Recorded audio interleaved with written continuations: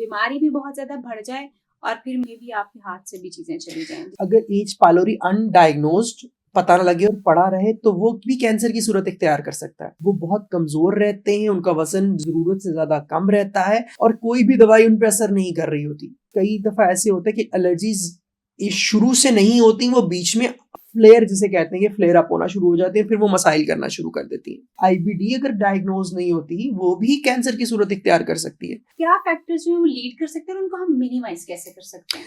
ये जिंदगी का एक तरीका है जो हमें अपनाने में मुश्किल हो रही है। ये एक सोचने का तरीका है जो हमें एज अ कॉम चेंज करना है। जब हम बाहर के खाने खाते हैं वो इतने कैलोरी डेंस होते हैं कि आपको पता ही नहीं होता कि आप क्या खा रहे हैं। लेट्स से कि कोई बंदा जो कि आईबीएस में है, मे बी आईबीडी में है, या कोई और उसको जीआई कॉम्प्लिकेशन जो है वो चल रही है और उसका डिलेड जो डायग्नोसिस है वो कितना इफेक्ट कर सकता है कि उसकी कॉम्प्लिकेशन, बीमारी भी बहुत ज्यादा बढ़ जाए और फिर मे बी आपके हाथ से भी चीजें चली जाएं, जिसको हम कैंसर की तरफ लीड कर रहे हैं। मैं उस तरफ जाना चाह रही हूँ। बिल्कुल, देखिए हमारे पास आपने एच पाइलोरी का नाम सुना होगा, हमने पिछली दफा इस पे बात की थी। एक बात जो नहीं की कि बहुत अरसे अगर एच पाइलोरी अनडायग्नोज्ड पता न लगे और पड़ा रहे तो वो भी कैंसर की सूरत इख्तियार कर सकता है। एक बीमारी होती है जिसमें गंदम की एलर्जीज को हम कहते हैं। ठीक है। वो बहुत अरसे अगर डायग्नोज नहीं हुई वो भी कैंसर की सूरत इख्तियार कर सकती है। अब गंदम की एलर्जी आपने बात कर दी, हम सब तो गंदम खोर हैं, तो उसकी एलर्जी के सिम्टम्स क्या होंगे कि मुझे पता चल जाए कि शायद ये मुझे है और मैं डॉक्टर पे कर लूं? उसमें एक तो मरीज ज्यादातर या तो यंग होते हैं या फिर 40 साल की ब्रैकेट में आते हैं जिसमें फ्लेयर अप होता है। ज्यादातर हमारे पास जो आते हैं वो यंग लोग आते हैं और उनका पेट खराब ही रहता है, उनका पेट ठीक नहीं होता, वो बहुत कमजोर रहते हैं, उनका वजन जरूरत से ज्यादा कम रहता है और कोई भी दवाई उन पर असर नहीं कर रही होती। ठीक है। क्या ऐसा हो सकता है कि पहले गंदम ठीक थी, मतलब कोई उसके साथ कॉम्प्लिकेशन या कोई बैड आपका एसोसिएशन नहीं था, मगर ऑल ऑफ सडन ये हो गया? हाँ जी, क्योंकि हम लोग कहते हैं कि एक तो या तो शुरू में मसाइल होते हैं या तीसरे से चौथी दिहाई, फोर्थ डेकेड के अंदर ये पेशेंट आना शुरू हो जाते हैं। इसका कोई रीजन है कि देखिए एलर्जीज जो होती है ना, एलर्जीज कई दफा ऐसे होता है कि एलर्जीज शुरू से नहीं होती, वो बीच में फ्लेयर जिसे कहते हैं, फ्लेयर अप होना शुरू हो जाते हैं, फिर वो मसाइल करना शुरू कर देती हैं। ठीक है। इसका क्या ताल्लुक एज के साथ है, हमारी इम्यूनिटी के साथ है? जैसे आपने कहा थर्ड और फोर्थ जो यानी 30 और 40 इयर्स की एज में जाके कॉम्प्लिकेशन बढ़ सकती हैं, दोबारा कॉम्प्लिकेशन नहीं, या इनिशियल डायग्नोसिस ही आपका इनिशियल आपके सिम्टम्स ही 30-40 की उम्र में आना शुरू होंगे। ठीक है। क्या एज है, लाइफस्टाइल है, क्या चीज है जो उस वक्त अगर हम ये कहें कि ये सारा कुछ सारे फैक्टर्स मिला जुला के ये बात करते हैं और जिसके अंदर जेनेटिक्स यानी आपका जो जेनेटिक मार्कअप है वो भी मौजूद है, तो ये बात करना ये सही होगी कि आपकी जेनेटिक मार्कअप इस तरह का है, उसके बाद आपका लाइफस्टाइल इस तरह का है और आपकी चीजें इस तरह की हैं, तो इस बात को कहना बेहतर होगा। अब हाँ, आईबीडी की हम बात कर रहे थे। आईबीडी अगर डायग्नोज नहीं होती वो भी कैंसर की सूरत इख्तियार कर सकती है और आईबीडी में तो हम लोग कहते हैं कि डायग्नोज भी हो गया है तो आपने 10 साल बाद एक दफा कैमरे वाला टेस्ट जरूर कराना है कि कहीं वो कैंसर की सूरत तो नहीं इख्तियार कर गया। ठीक हो, ये साइलेंट किलर हो सकता है। ये साइलेंट किलर हो सकता है। ठीक है सर, आखिरी सवाल पूछूंगी आपसे। आप कुछ ऐसे फैक्टर्स को आइडेंटिफाई करके हमें बता दें जो हमारे, क्योंकि कहा यह जाता है कि जिसका पेट ठीक होता है ना उसका सब ठीक होता है। बिल्कुल ठीक है। और जब आपको पेट अनकंफर्टेबल फील होता है आप फोकस नहीं कर सकते हैं, आप अच्छे तरीके से वॉक नहीं कर सकते, बात नहीं कर सकते और समटाइम्स लोगों को फाउल स्मेल मुंह से भी आना शुरू होती है, बहुत सारे कॉम्प्लिकेशंस जो है वो होना शुरू हो जाते हैं।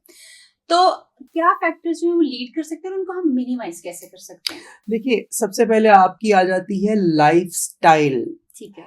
हम लोगों को समझाते हैं कि भाई आपका 2 महीने में वजन कम मुझे नहीं चाहिए, मुझे आपकी लाइफस्टाइल में बदलाव चाहिए। अगर आप कहें कि एक मरीज 10 किलो एक महीने में कम करके आ गया, एक मरीज 2 किलो कम करके आया है, तो मैं कहूंगा कि 2 किलो वाला ज्यादा हेल्दी है। ठीक है। 1.5 से 2 kilo is the healthy weight loss in a month.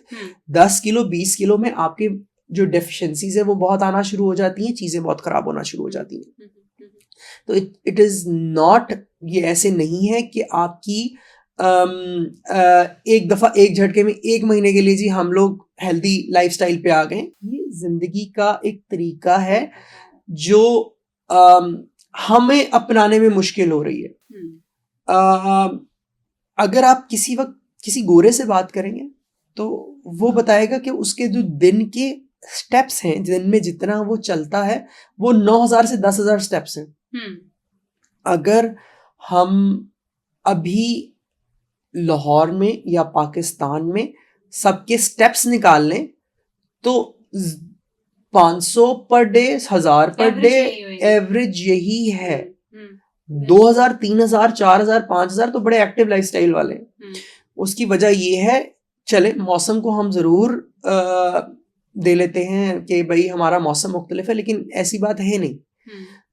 ये एक सोचने का तरीका है जो हमें एज अ कॉम चेंज करना है कि अल्लाह ने पैर दी तो पैर ज्यादा इस्तेमाल करने हैं। स्टेटस सिंबल सिर्फ गाड़ियां नहीं होती, स्टेटस सिंबल आपकी हेल्थ होती है। आपकी हेल्थ से ज्यादा स्टेटस या आपकी हेल्थ से ज्यादा आपकी लिए कोई चीज जरूरी नहीं होनी चाहिए।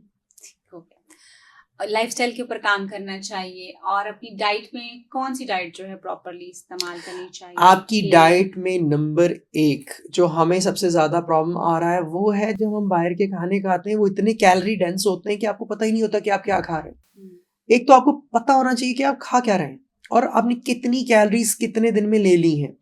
आपके पास इतनी ज़्यादा सॉफ्टवेयर, इतनी ज़्यादा चीज़ें और इतनी ज़्यादा इंफॉर्मेशन है अब इंटरनेट पे कि अगर जब आप उसको आइडेंटिफाई करना शुरू करते हैं तो बहुत ही मुश्किल हो जाती हैं चीज़ें। अगर मैं अब आपको हमारे जो 2-3 मेजर रेस्टोरेंट्स पाकिस्तान चेन नाम ऑफ कोर्स हम नहीं लेंगे, लेकिन अगर आप उनकी एक मील की एवरेज कैलोरीज निकालें तो वो 1200 से 1500 किलो कैलोरीज है और 1200 से 15 किलो कैलोरीज एक बच्चा जो छोटा बच्चा वो खा लेता है आराम से, क्योंकि मजेदार बहुत होती हैं।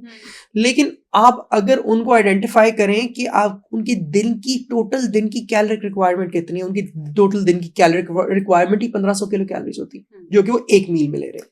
Thank you so much doctor साहब। और अगले प्रोग्राम में अगला जो पॉडकास्ट हम डॉक्टर इब्तिसाम के साथ करेंगे, ये मैं आपको दे रही हूँ कि हम इनसे मोटापे को कम करना इसके ऊपर फोकस करेंगे और फिर हम इनसे पूछेंगे कि कैलोरी एज वाइज जो है वो क्या चीज़ें ये हमें सजेस्ट करते हैं और एक क्लीन डाइट जो होती है वो क्या डाइट हो सकती है, इस पे बात होगी। डॉक्टर इब्तिसाम हमारे साथ है। Thank you so much sir, आपने बड़ी इंफॉर्मेशन जो है ना हमें कारआमद इंफॉर्मेशन जो है उससे हमें रूशनास करवाया है। और कॉम्प्लिकेशंस हो सकती हैं, नेग्लिजेंस इज़ नॉट एक्सेप्टेबल, इसको आपने याद रखना है। और जब भी अपने डॉक्टर के पास जाएं उससे ज़रूर पूछें कि वो क्या करने वाला है और क्यों करने वाला है और कितने टाइम में रिकवरी होगी, कॉम्प्लिकेशंस क्या होंगी। ये आपका बेसिक राइट है।